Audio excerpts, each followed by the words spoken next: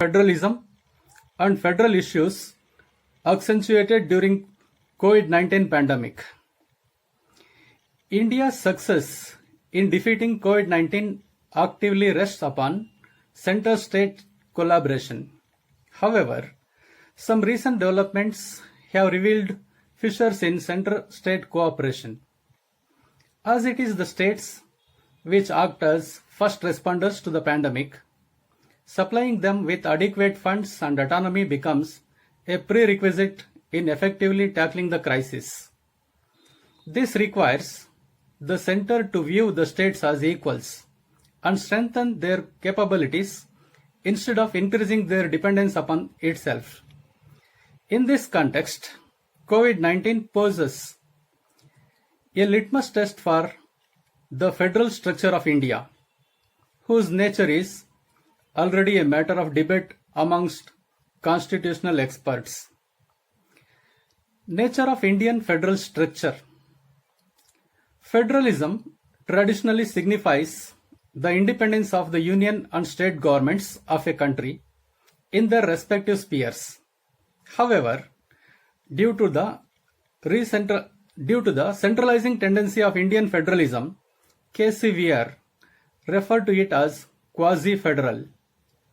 Similarly, other constitutional experts describe Indian federalism as federation without federalism and a union of unequal states, particularly the way it has evolved over the years. Let us discuss the features of Indian federation that reflects a centralizing tendency. Inequitable division of power. The division of powers is in favor of center and highly inequitable form that of a true federation.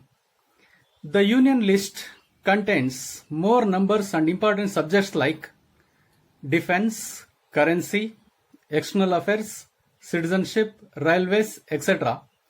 than the state list. Also, the center has overriding authority over the concurrent list, and the residuary powers have also been left with the center in India. No territorial integrity with the states in India. The parliament can, by unilateral action, change the area, boundaries or name of any state in India according to Article 3 of Indian Constitution. Indian federalism is described as an indestructible union of destructive states. It means the union cannot be destructible, but the structure of the states can be destructive. Flexibility of the Constitution. The Constitution of India embodies not only the powers of the center, but also those of the states. Further, the bulk of the Constitution can be amended by the unilateral action of the Parliament, and the power to initiate an amendment to the Constitution lies only with the center. Emergency provisions. During an emergency, the central government becomes all-powerful and the states go into the total control of the center. It converts the federal structure into a unitary one without a formal amendment of the Constitution. Appointment of the governors in India.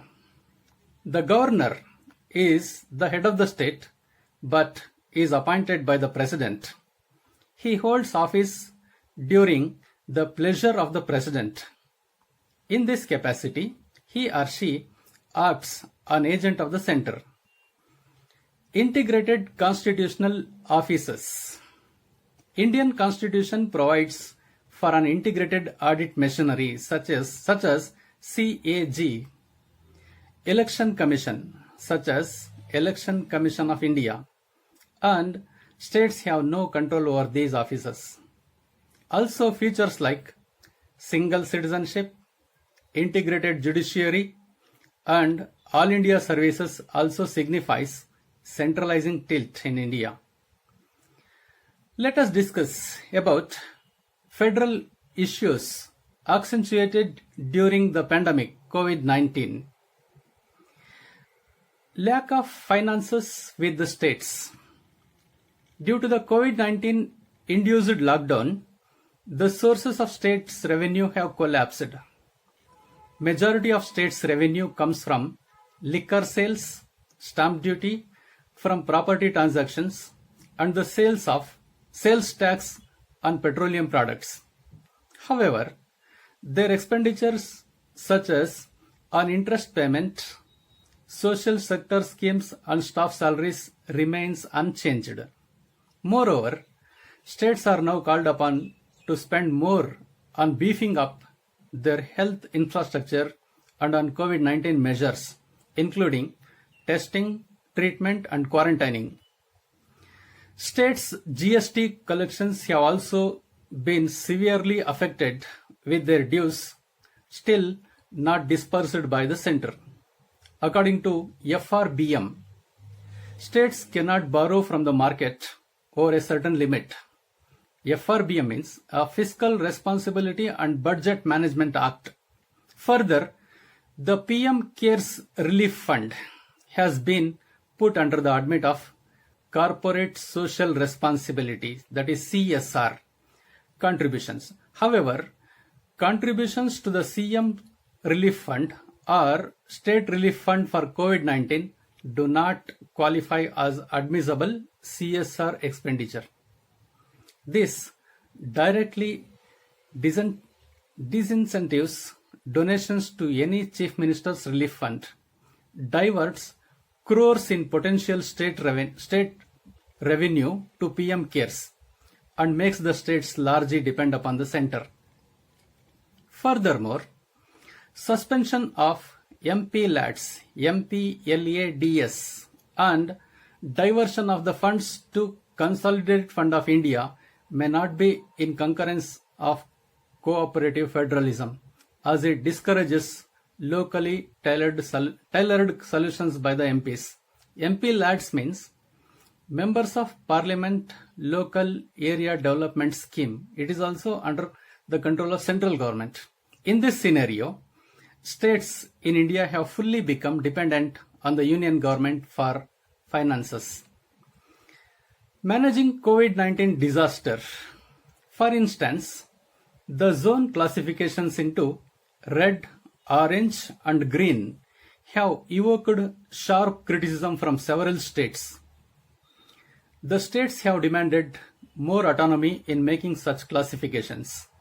This is despite the fact that the state consultation is a legislative mandate cast upon the center under the Disaster Management Act of 2005, that is called as DMA 2005, under which binding COVID-19 guidelines are being issued by the center to the states. Note, the Disaster Management Act 2005 envisages the creation of a national plan under Section 11, as well as the issuance of binding guidelines by the center to states under Section 6 sub 2 in furtherance of the national plan. However, Section 11 sub 2 of the Act mandates state consultations before formulating a national plan. Let us discuss about the migrant crisis.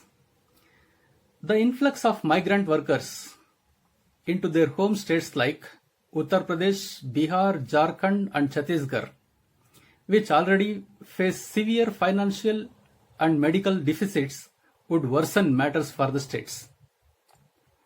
The sustenance of agricultural, industrial and construction activities would be difficult in the absence of a majority of the workforce in the backdrop of lifting of restrictions, given these workers are going back to their hometowns. In this case, both center and states failed to devise a coherent and holistic plan of action to avert the migrant crisis in India. Steps to be taken. Short-term measures. The limit imposed by FRBM Act must be relaxed so that states who are falling short of funds can borrow money to combat the pandemic and revive the economy. These borrowing can be backed by sovereign guarantee by the union government. The union government can provide money to states so that they can take necessary action to deal with the crisis at state level. The union government should direct FCI to move the grains from the gardens to states. FCI means Food Corporation of India. A successful approach to tackle the crisis would still need center's intervention and guidance in facilitative manner, where the center would communicate extensively the best practices across the states, address the financial needs effectively, and leverage national expertise for scalable solutions. Long-term measures. The recent meeting by Indian PM with the chief ministers of states is a testimony of cooperative federalism. In this context, the government should consider making the Interstate Council a permanent body. Management of disasters and emergencies should be included in the list 3, in concurrent list of the 7th schedule of Indian Constitution. An Interstate Trade and Commerce Commission should be established, which will help realize the idea of One India, One Market. Arbitrary control of union over states through the institution of governor and Article 356 must be chucked. Coronavirus is a test of India's cooperative federalism. Let us look after this. A state-led response with central support of funding and response advisory frameworks can increase efficiency and avoid fissures in center-state relations. In the current times, every country across the globe is engaged in a battle against COVID-19. The architecture of a country's constitution influences its response to this pandemic.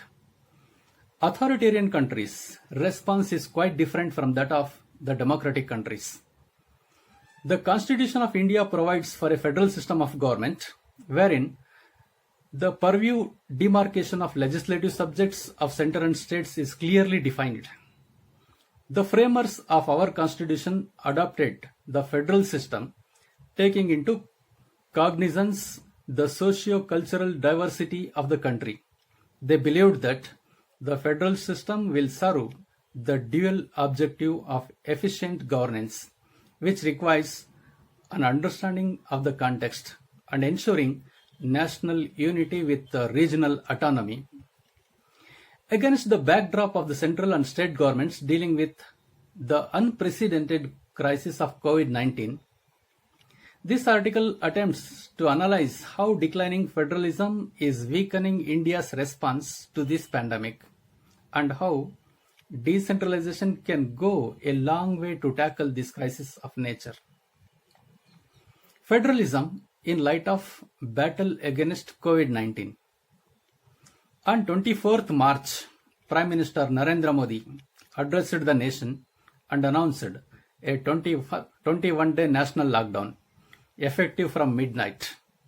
It was done by invoking the Disaster Management Act, DMA 2005, which gives overriding power to the central government over the states in terms of administration. As reported, the chief ministers of the states were not consulted before implementing nationwide lockdown. This unilateral response from the government has put a mirror to some of the fault lines that exist in our federal structure. While the move was well timed, given the gravity of the COVID-19 situation, it underlined a lack of synchronization and communication between the center and state governments, which led to mismanagement at various levels during the lockdown execution. This translated into various governance and financial problems. Planning and response. Most states which had not yet implemented a lockdown of this degree and scale were caught off guard after the announcement. With a 4-hour time frame before the lockdown, state had to do a lot of heavy lifting to ensure that relevant policies and processes were in place. The rapid lockdown execution requires states to create a customized state response for the lockdown, catering both to the basic needs of the needs of all state citizens as well as the specific requirements of vulnerable sections such as daily wagers who would be the hardest hit. States' responses to the lockdown, such as protocols for COVID management, guidelines for provision of essential supplies, travel, and creating social support system, took a while to be put in place, effectively bringing many places to a standstill. Due to the time crunch, there seemed to have been more misses than hits, especially for the vulnerable sections, with instances of migrant laborers traveling back to their hometowns in massive misinformation braving about crop harvest collection and distressed citizens facing issues in collecting their entitlements from the government. On ground management, the mitigation strategies for the lockdown involved chalking out targeted programs, setting up infrastructure, managing logistics, etc., among others. The successful execution of these required extensive coordination among governmental stakeholders. The sudden imposition of the lockdown caused information asymmetry for mid-management officers such as cluster and block level officers and the frontline workers, example, Anganwadi workers, ASHA workers, etc., who are among the first public touch points for the citizens, with such officers not being aware of matters such as status of critical government service delivery, example, ration access. Micro-level management suffered on the ground in initial phase. A longer time allowance for states would have enabled the states to communicate effectively with both government functionaries as well as citizens. Response systems such as the emergency helplines, the ground level local workers, example, self-help groups, youth volunteers, etc., could also have been mobilized to ensure information outreach at the last mile before the lockdown was enforced. Fiscal preparedness. States are facing a serious financial resources crunch while addressing the lockdown. At a time when expenditure on public health and relief efforts is increasing multifold and the economy is slowing, diminishing direct revenues are acting a big hurdle for states to battle this pandemic. A state's direct revenues majority consist of stamp duty and land registration and excise duty on alcohol and petroleum products. Due to the lockdown, land registration has come to a standstill and revenue from excise duty on alcohol and petroleum products have also reduced. The national relief package for states was only announced 10 days after the first lockdown. Adding to the financial distress, a state's borrowing capacity is limited due to the fiscal responsibility and budget management, that is FRBM Act 2003. States are further financially restrained as they avoid their GST dues from the center since November 2019. Overall, the sudden lockdown without any notice had a significant opportunity cost as it led to dissonance between the center and states. Financial strains and pushed a large part of population to the verge of poverty and starvation. The centralizing tendency of the center government points to the lack of an open channel of communication, coordination, and collaboration between center and the states. These cleavages in Indian federalism have come to the spotlight with COVID-19. Increasing trend of centralization in multiple choice spheres.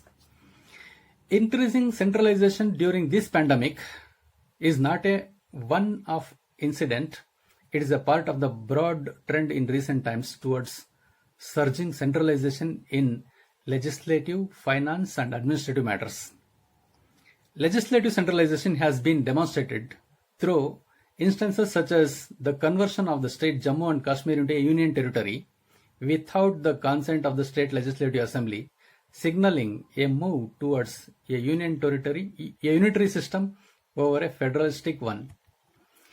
In the financial sphere, the states have heavy fiscal dependence on the center as they receive a component of the direct taxes and the state goods and service tax, that is GST, and a part of the integrated goods and service tax, all of which are collected by the center. Prior to the introduction of the GST, the states were able to draw a large chunk of their revenues by taxing goods and services in their geographies. The states have now lost financial autonomy on this front as they can't raise GST rates as per their discretion. Lessons for the future. In responding to COVID-19, while the center has thus far taken the driver's seat through its centralized response, we believe that it should pivot to a role in which it enables and empowers the states to steer their own roadmaps for managing the situation. The national lockdown has proven that India is too diverse a country to be governed through blanket decree such as a sudden national lockdown. In hindsight, a lot of mismanagement could have been avoided had the state CMs been consulted before the lockdown announcement and sufficient notices was provided. This is because states are better suited to design policy responses than center, tailoring overarching guidelines to their context and prepare the ground considering the state's COVID-19 burden, demographic diversity and unique challenges. For instance, the center could have restricted itself to laying the terms for COVID-19 testing and treatment and defining the interstate and international movement of people and goods, and have deferred to the states for deciding upon the rest by provision of operating guidelines and advisories. This would have ensured a centralized control over critical aspects affecting all the states such as migrant travel to tweak the guidelines as per their context and efficiently govern on their internal affairs as per the local needs. The emergence of the Kerala model shows merit in states chalking out a strategy bearing in mind the disease burden, the state capacity and citizen behavior in the state. Kerala balanced severe restrictions with social support programs to achieve a decline in cases. The recent instance of the center sending out officers to the select states for monitoring has not been well received by the states. Like West Bengal, the questions have been raised about the criteria of selection of particular states. To ensure the states have confidence in the center, it is critical for the center to include them in the deliberation, discussion, than ever institutionalize a structure for dialogue between the center and states, such as an interstate council, to ensure two-way communication, coordination and collaboration and eliminate chances of distrust and mismanagement. This could formalize the recent video conferences held by the Union with all the states, a firm step in the right direction. It would signal the collaborative outlook of the center towards the states, which needed to contain the outbreak. Given the state's high dependence on the center in terms of revenue allocation, it is critical for the states to have at their disposal revenue streams as they are the ones handling the crisis on the ground. Before the lockdown, the release of a support package and other due finances from the center would have ensured that states had ample financial resources to spend on public health, lockdown enforcement and welfare support to mitigate the crisis from the beginning.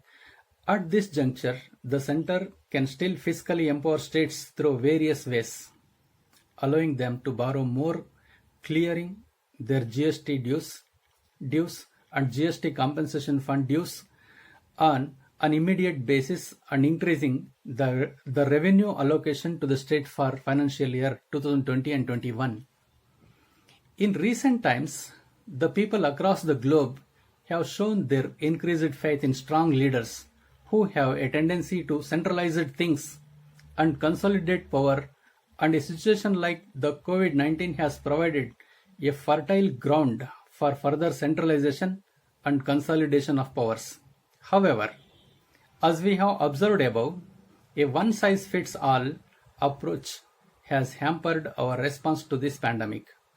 In a democratic country like India, where many states are dominated by regional parties, we hope that this pandemic once again reignites the debate of cooperative federalism.